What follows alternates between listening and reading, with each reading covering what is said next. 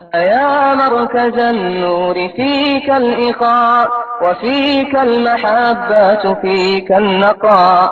يا مركز النور فيك الإخاء وفيك المحبات فيك النقاء. وفيك تجمع شمل الشباب فصرت بحق الحمد لله وحده والصلاة والسلام على من لا نبي بعده. أما بعد فأعوذ بالله من الشيطان الرجيم. بسم الله الرحمن الرحيم. والذين آمنوا أشد حبا لله. وقال الله تعالى: إن كنتم تحبون الله فاتبعوني يحببكم الله. وقال النبي صلى الله عليه وسلم: قل الحق وإن كان مرا، أو كما قال عليه الصلاة والسلام.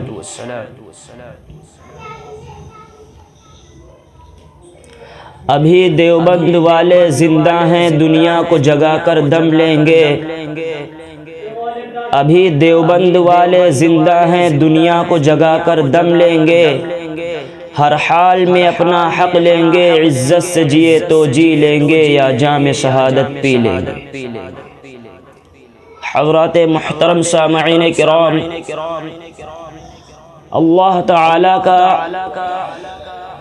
بہت بڑا کرم ہوا، اللہ تعالی کا بہت بڑا احسان ہوا کہ اللہ تعالی نے دین کے تعلق سے چند باتیں کہنے کی توفیق عطا فرمائی. اللہ تعالیٰ کا اس امت پر سب سے بہتر اور سب سے اچھا جو احسان ہے کہ اللہ تبارک و تعالیٰ نے اس امت کے لیے جناب نبی کونین صلی اللہ تعالی علیہ وسلم کو پیغمبر بنا کر بھیجا. اللہ تعالیٰ نے قرآن مجید میں ایک جملہ ارشاد فرمایا ہے: والذین آمنوا اشد حبا للہ، کہ ایمان والوں کی شان یہ ہونی چاہیے کہ وہ اللہ تبارک و تعالیٰ سے سب سے زیادہ محبت کرنے والا ہو. اللہ تعالیٰ سے محبت توحید ہے کہ مومن کے دل میں توحید کی محبت سب سے زیادہ ہونی چاہیے. لیکن یہ محبت کیسے ہوگی؟ اے اللہ، یہ محبت آپ سے کیسے ہوگی؟ آپ ہمیں بات سمجھا دیجئے. تو ان کنتم تحبون اللہ فاتبعونی یحببکم اللہ، کہ اگر تم اللہ سے محبت کرنا چاہتے ہو تو اس کے لیے شرط بتا دی گئی ہے: فاتبعونی یحببکم اللہ، کہ تم جناب نبی کونین صلی اللہ تعالی علیہ وسلم سے محبت کرو، اللہ تم سے محبت کرے. اس پورے دنیا عالم کے اندر، اس پورے کائنات کے اندر اگر آپ محبت کا پہلو دیکھنا چاہتے ہیں، اگر آپ اس بات کا جائزہ لینا چاہتے ہیں، پوری دنیا عالم کے اندر سب سے زیادہ محبت کا پہلو اگر اللہ تبارک و تعالی نے عطا کیا ہے تو علماء دیوبند کو عطا کیا ہے. کچھ لوگوں کے ذہن کے اندر یہ اشکال ہے کہ شاید یہ لوگ نبی کو نہیں مانتے ہیں، تو لوگوں کا کوئی علاج تو ہے نہیں. ایک عورت رو رہی تھی اور وہ کہہ رہی تھی کہ میرا شوہر انتقال کر گیا ہے، میں تو بیوہ ہو گئی. اور رو رہی تھی، پریشان ہو رہی تھی. لوگوں نے کہا کیوں رو رہی ہے؟ اس نے کہا میں تو بیوہ ہو گئی ہوں، میرا شوہر جو تھا وہ انتقال کر گیا ہے. تو لوگوں نے سوچا اس کا کچھ علاج کیا جائے، اس کو بات سمجھائی جائے. تو اس زمانے میں خط چلتے تھے، تو لوگوں نے خط لکھا اس شوہر کے لیے. جب وہ خط اس شوہر کے پاس پہنچا تو وہ بھی رونے لگا. تو لوگوں نے پوچھا بھائی آپ کیوں رو رہے ہو؟ کہنے لگا میری بیوی تو بیوہ ہو گئی ہے. کہا کیوں؟ کہا لوگ جو کہہ رہے ہیں. ارے بھائی لوگ تو کہا کرتے ہیں، لوگ کا کوئی علاج ہی نہیں ہے. لیکن لوگوں کے اندر لوگوں کے ذہن میں جو اشکال پیدا ہے کہ شاید نبی سے محبت کرتے ہیں یا نہیں کرتے ہیں، جو یہ الزام کھلے الفاظ میں لگایا جاتا ہے کہ علماء دیوبند جناب نبی کونین صلی اللہ تعالی علیہ وسلم سے محبت نہیں کرتے ہیں، اگر وہ شیخ زکریا رحمۃ اللہ علیہ کی فضائل حج اور فضائل صدقات ہی پڑھ لیتے تو ان کا یہ ذہن، ان کے اندر جو اشکال ہے یہ دور ہو جاتا۔ حضرت لکھتے ہیں کہ جب کوئی مدینہ جائے تو جناب نبی کونین صلی اللہ تعالی علیہ وسلم کی روضہ انور کی طرف اپنی پیٹھ بھی نہ کرے۔ جو بزرگ یہ صحیح حد تک محبت سمجھا رہا ہو، جو اس حد تک محبت اور ادب بتا رہا ہو، آپ اندازہ لگائیں وہ محبت کتنی کرتا ہوگا۔ مولانا قاسم نانوتوی رحمت اللہ تعالی علیہ روضہ پاک کی زیارت کے لیے گئے، لیکن آپ کافی دور پہلے اپنے جوتے ہاتھ میں اتار کر پکڑ لیے، اور جب اپنے جوتے ہاتھ میں پکڑ لیے تو لوگوں نے کہا اے قاسم، یہ بات سمجھ میں نہیں آئی ہے کہ آپ نے اتنی یہ تپش، سورج کی تپش سے یہ زمین پتھریلی زمین ہے اور کتنی جل رہی ہے، آپ کے پیر میں چھالے پڑ جائیں گے۔ لوگوں نے کہا آپ نے ہاتھ میں جوتے کیوں اتار لیے ہیں؟ مولانا قاسم نانوتوی رحمت اللہ علیہ کا جواب سنیے کہ آپ کو دکھ نہیں رہا ہے کہ جناب محمد رسول اللہ صلی اللہ تعالی علیہ وسلم کا روضہ پاک نظر آ رہا ہے؟ کہا حضرت بات تو ٹھیک ہے، لیکن آپ کے پیر کے اندر چھالے پڑ جائیں گے، آپ کے پیر زخمی ہو جائیں گے۔ کہا قاسم یہ تو برداشت کر سکتا ہے، لیکن یہ میرے نبی کا شہر ہے، یہ میرے نبی کا علاقہ ہے، یہاں میرے نبی چلے ہوں گے اور میرے نبی کا قدم مبارک زمین پر پڑا ہوگا، اور میرے نبی کا قدم جہاں پر پڑے وہاں پر قاسم کا جوتا پڑ جائے، یہ میں برداشت بالکل نہیں کروں گا۔ میں یہ تو برداشت کر لوں گا کہ میرے پیر میں چھالے پڑ جائیں، میرا پیر زخمی ہو جائے، یہ تو میں برداشت کر لوں گا، لیکن میں یہ ہرگز کسی بنا پر برداشت نہیں کروں گا کہ جناب نبی کونین صلی اللہ علیہ وسلم کا قدم مبارک یہاں پڑا ہو اور وہاں پر قاسم کا جوتا پڑ جائے۔ یہ تھی محبت۔ ایک اشکال یہ اٹھتا ہے کہ بھائی یہ لوگ درود و سلام نہیں پڑھتے۔ درود و سلام کیا ہے؟ جب میں نے پوچھا تم درود و سلام کس کو کہتے ہو، کہنے لگا مصطفیٰ جان رحمت پہ لاکھوں سلام، شمع بزم ہدایت پہ لاکھوں سلام، جو کہ ہم فجر کے بعد بھی پڑھتے ہیں، جو ہم قبرستان میں مردے کو دفنانے کے بعد بھی پڑھتے ہیں، ہم میلاد سے کھڑے ہو کر بھی پڑھتے ہیں، ہم نکاح کے بعد بھی پڑھتے ہیں۔ میں نے کہا اور بتا، کہنے لگا کعبے پہ بدر الدجا تم پہ کروڑوں درود، ہم کروڑوں درود بھی پڑھتے ہیں۔ میں نے کہا دلیل کیا ہے؟ کہنے لگا ان اللہ و ملائکتہ یصلون علی النبی یا ایھا الذین آمنوا صلوا علیہ وسلموا تسلیما، کہ اللہ اور اس کے فرشتے جناب نبی کونین صلی اللہ علیہ وسلم پر درود بھیجتے ہیں۔ اے ایمان ہو آپ بھی درود و سلام بھیجا کرو۔ میرے حق میں تو میرے دلائل کے لیے قرآن موجود ہے، میرے دلیل کے لیے قرآن موجود ہے۔ میں نے کہا بات تو نے سمجھی نہیں ہے، تو نے اگر بات کو سمجھ لیتا تو یہ اشکال نہ کرتا۔ تو اس شاعر کو لے کر قرآن سے تو اس کو شاعر کو ملا رہا ہے، قرآن کا عقیدہ تو اپنے شاعر کے لیے استعمال کر رہا ہے، ایسا کرنا بالکل نہیں ہے۔ بلکہ تو نے کہا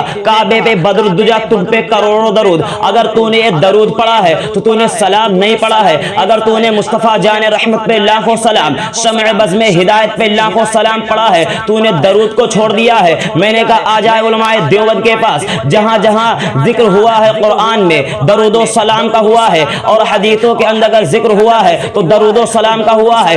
ائمہ نے اگر اس قول کو لکھا ہے تو درود و سلام ساتھ میں لکھا ہے، صحابہ نے لکھا ہے تو درود و سلام لکھا ہے۔ جس کی کسی بزرگ کا قول اٹھا کر دیکھ لے، جہاں جہاں ذکر ہوا ہے درود و سلام کا ہوا ہے۔ میں نے کہا دیوبند والے کے پاس آئیے، دیوبند والا سب سے زیادہ درود و سلام پڑھنے والا ہے، لیکن بات یہ ہے کہ جو مجھے صحابہ نے سکھایا وہ درود و سلام دیوبند والا پڑھتا ہے، جو نبی نے بتایا وہ درود و سلام دیوبند والا پڑھتا ہے، جو قرآن کہتا ہے وہ درود و سلام دیوبند والا پڑھتا ہے، جو اولیاء اللہ بتا گئے ہیں وہ درود و سلام علماء دیوبند والا پڑھتا ہے۔ علماء دیوبند کا بتایا ہوا طریقہ تو صحابہ کے طرز سے ہے، ما انا علیہ و اصحابی کے راستے پر ہے، لیکن آپ نے سمجھا نہیں ہے۔ کہنے لگا بات کیا ہے؟ میں نے کہا التحیات للہ والصلوات والطیبات، اس کے بعد میں نے کہا السلام علیک ایھا النبی ورحمۃ اللہ وبرکاتہ، سلام ہو تم پر اے نبی صلی اللہ علیہ وسلم، اور اللہ کی رحمتیں نازل ہو آپ پر اور اللہ کے نیک بندوں پر، اور برکتیں بھی نازل ہو آپ آپ پر السلام علیک ایھا النبی، میں نے سلام پڑھا جناب نبی کون صلی اللہ علیہ وسلم کے لیے، اس کے بعد میں نے پڑھا اللہم صلی علی محمد وعلی آل محمد کما صلیت علی ابراہیم وعلی آل ابراہیم انک حمید مجید، اے اللہ رحمت نازل فرما تو جناب محمد رسول اللہ صلی اللہ علیہ وسلم پر اور ان کے آل پر، جیسے آپ نے رحمت نازل فرمائی ابراہیم علیہ السلام پر اور ان کے آل پر۔ پھر اس کے بعد میں نے پڑھا اللہم بارک علی محمد وعلی آل محمد، اے اللہ برکت نازل فرما تو محمد صلی اللہ علیہ وسلم پر اور ان کی آل پر، جیسے آپ نے برکت نازل فرمائی تھی ابراہیم علیہ السلام پر اور ان کے آل پر۔ یہی بات ہے کہ درود و سلام جو صحابہ نے سکھایا تو میں نے پڑھا ہے، لیکن آپ نے کہا ہے مصطفیٰ جان رحمت پہ لاکھوں سلام، یہ تو آپ نے لاکھوں کا نام لیا ہے لیکن پڑھا ایک بھی نہیں ہے۔ آپ نے کہا ہے کعبے پہ بدر الدجا تم پہ کروڑوں درود، کروڑوں کا نام تو آپ نے لے لیا ہے لیکن پڑھا ایک بھی نہیں۔ بھائی ایک بار اگر سورہ فاتحہ پڑھیں گے تو ایک بار کا ثواب ہمیں ملے گا، اگر ایک بار درود پڑھیں گے تو ایک بار کا ثواب ہمیں ملے گا۔ بھائی جب ہم درود پڑھیں گے پھر اللہ ہم پہ رحمت نازل فرمائے گا، لیکن ہم پڑھے ایک بھی نہیں، یوں الفاظ ہم کروڑوں اور لاکھوں کی تعداد میں کہے ہیں۔ میں نے کہا اس شاعر میں بھی تو گستاخی کیا ہے، کہنے لگا نہیں اس شاعر کے اندر ہم نے کیا گستاخی کر دی ہے۔ میں نے کہا ایک بات بتا، اگر ایک بزرگ کے اوپر لاکھوں سلام پڑھا جائے، ایک نبی جناب نبی کون صلی اللہ علیہ وسلم پر وہی لاکھوں سلام پڑھا جائے جو بزرگوں کے لیے وہی نبی کے لیے، ساتھ میں جملہ ملا دیا جائے لاکھوں سلام بزرگ کے لیے اگر ہے اور لاکھوں سلام جناب نبی کون صلی اللہ علیہ وسلم کے لیے ہے، کہنے لگا کیا ہے؟ میں نے کہا ڈال دی قلب میں عظمت مصطفیٰ سیدی اعلی حضرت پہ لاکھوں سلام، تو نے اعلی حضرت پہ لاکھوں سلام بھیجا، پھر اس کے بعد تو نے کہا مصطفیٰ جان رحمت پہ لاکھوں سلام، اعلی حضرت کے لیے لاکھوں سلام، نبی کے لیے لاکھوں سلام، تو نے نبی صلی اللہ علیہ وسلم کو اعلی حضرت کے درجے میں ملا دیا ہے۔ اس کے بعد اگر تجھ سے نام پوچھا جائے کہ تو اے بتا فاطمہ کے والد جناب نبی کون صلی اللہ علیہ وسلم کا مکمل نام بتا، تو نے کہا حضرت محمد صلی اللہ علیہ وسلم۔ میں نے کہا احمد رضا کو کیا کہتا ہے؟ کہنے لگا اعلی حضرت۔ میں نے کہا بات نہیں سمجھ آئی، اگر نبی کا ذکر آیا ہے تو حضرت محمد صلی اللہ علیہ وسلم کہا ہے، تیرے بزرگ کا ذکر آیا ہے تو نے اعلی حضرت کیوں کہا ہے؟ اگر اعلی تو اپنے اعلی حضرت کو مانتا ہے، لیکن دیوبند والے کا سب سے اعلی حضرت تو جناب نبی کون صلی اللہ علیہ وسلم ہے۔ ایک مولانا سے ہماری جو گفتگو ہوئی تو اس نے میں نے کہا کہ حضرت جو آپ یہ درود و سلام پڑھتے ہیں مصطفیٰ جان رحمت پہ لاکھوں سلام، یہ لاکھوں کس اعتبار سے؟ تو کہنے لگا یہ فرط محبت میں ہے۔ میں نے کہا حضرت 1000 روپے آپ مجھ سے لے لیں اور اس میں سے 500 روپے آپ مجھے واپس کر دے اور 500 روپے آپ رکھ لیں۔ اس کے بعد کافی دیر بحث ہوئی، پھر میں بار بار مطالبہ پکڑتا رہا کہ آپ مجھے 500 روپے واپس کر دیجئے۔ وہ کہنے لگا کہ بھائی یہ بار بار آپ نے کیا رٹ لگا رکھی ہے، یہاں تو بحث درود و سلام پہ چل رہی ہے، آپ پیسے کی رٹ لگا کے رکھے ہیں۔ میں نے کہا آپ مجھے پیسے دے دے، میں رٹ لگانا بند کر دوں گا۔ کہا جب آپ نے مجھے دیا ہی نہیں ہے تو میں آپ کو کیسے واپس کروں؟ میں نے کہا حضرت آپ جھوٹ بول رہے ہیں، ابھی میں نے آپ سے کہا ہے کہ 1000 روپے لے لیجئے۔ کہنے لگا حضرت آپ عقل سے پیدل ہیں، آپ نے زبان سے کہا ہے، آپ نے مجھے دیا نہیں ہے، اگر آپ مجھے دیتے تو میں آپ کو واپس کرتا۔ میں نے کہا بات سمجھ آ گئی، تو نے مصطفیٰ جان رحمت پہ لاکھوں سلام کہا ہے، تو نے پڑھا ایک بھی نہیں ہے، اگر تو پڑھتا تو رحمتیں تجھ پر نازل ہوتی، تو نے زبان سے کہا ہے، زبان سے کہنے سے کافی نہیں ہے، بلکہ ہمارے مدرسے کے اندر سب سے زیادہ درود و سلام پڑھا جاتا ہے کہ ہمارے مولانا عبداللہ مظاہری صاحب جو مدرسہ اسلامیہ عربیہ سعیدیہ کے ہمارے استاذ محترم ہے، جب وہ عمرہ کے لیے گئے وہاں سے حضرت تشریف لائے تو مدرسے کے اندر طلبہ سے انہوں نے کہا کہ جب میں وہاں پر سویا تو مجھے سپنے میں خیال آیا، میرے میرے سپنے میں بات آئی کہ لگتا ہے میرے مدرسے سے جناب نبی کونین صلی اللہ علیہ وسلم پر درود کم بھیجا جا رہا ہے، درود کی کثرت کرو بچوں۔ اے ہم کو حضرت نے وصیت دی، اے حضرت نے ہم کو بات سمجھائی، پورے بچے اسی دن سے درود کو کثرت سے پڑھنے لگے۔ حضرت نے ایک چھوٹا سا درود بھی سمجھایا، صلی اللہ علی محمد صلی اللہ علیہ وسلم۔ میں نے کہا سب سے زیادہ درود و سلام پڑھنے والا تو علماء دیوبند ہے۔ کہنے لگا کیا مطلب؟ میں نے کہا ہر ایک میدان تو علماء دیوبند کے پاس ہے، تیرے ہاتھ میں جھنجھنے کے علاوہ ہے کیا؟ کہنے لگا کیا مطلب؟ میں نے کہا سیاست کا میدان علماء دیوبند کے پاس، امامت کا میدان علماء دیوبند کے پاس، سب سے زیادہ مدارس علماء دیوبند کے پاس، سب سے زیادہ علماء دیوبند کے پاس، سب سے زیادہ حافظ علماء دیوبند کے پاس، سب سے زیادہ قاری علماء دیوبند کے پاس، سب سے زیادہ محدث علماء دیوبند کے پاس، سب سے زیادہ مدارس اور مساجد علماء دیوبند کے پاس، تبلیغ کا میدان علماء دیوبند کے پاس، سب سے زیادہ کتابیں لکھنے والا علماء دیوبند والا ہے، اور سب سے زیادہ دنیا کے اندر اگر تعداد آپ دیکھو گے تو سب سے زیادہ علماء دیوبند کے پاس ہے۔ اسی لیے جناب نبی کونین صلی اللہ علیہ وسلم نے فرمایا تھا من سج سج فی النار، جس نے میری قوم کے گروہ سے کنارہ کشی کر لی وہ جہنم کے اندر دھکیل دیا گیا، وہ جہنم کے اندر داخل کر دیا گیا۔ اب آپ اندازہ لگائیں کہ رد بریلویت احمد رضا بریلوی کے ماننے والے زیادہ ہیں یا علماء دیوبند کے ماننے والے زیادہ ہیں؟ آپ خود اندازہ لگائیں۔ اگر سب سے زیادہ مدارس ہمارے پاس ہیں، سب سے زیادہ مدارس اور مساجد ہمارے پاس ہیں، سب سے زیادہ تعداد میں لوگ ہمارے پاس ہیں، اور یہ بھی بات آپ تسلیم کرتے ہیں کہ علماء دیوبند سب سے زیادہ پختہ سچا نمازی بھی ہوتا ہے، سب کچھ چھوٹ جائے گی لیکن دیوبند والے کا نماز بالکل چھوٹ نہیں سکتا۔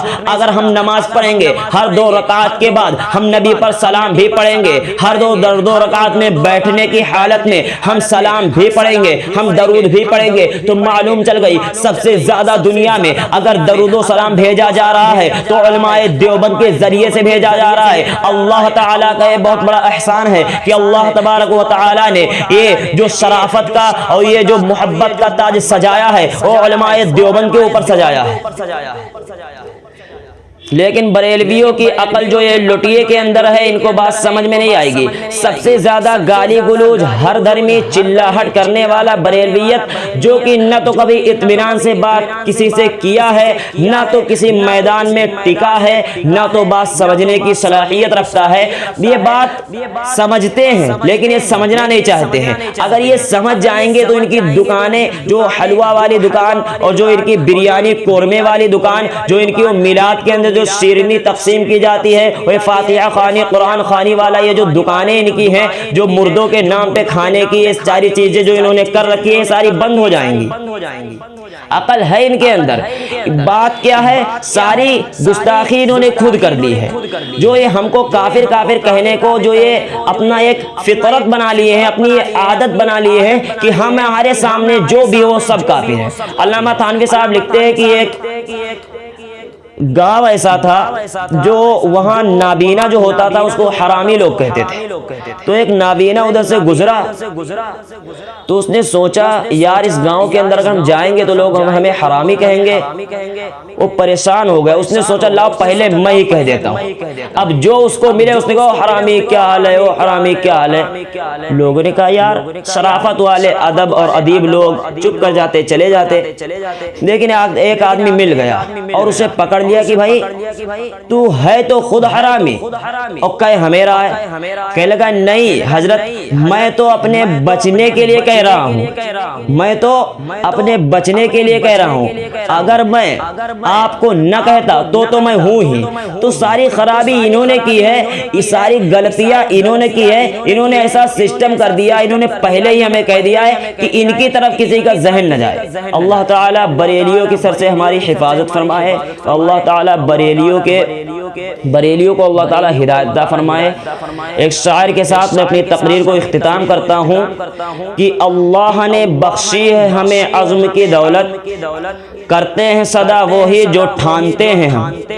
اللہ نے بخشی ہے ہمیں عزم کی دولت، کرتے ہیں صدا وہی جو ٹھانتے ہیں ہم، اور یہ راہ کے بریلوی ہمیں روکیں گے بھلا کیا، تلواروں پر چلنے کا ہنر جانتے ہیں ہم۔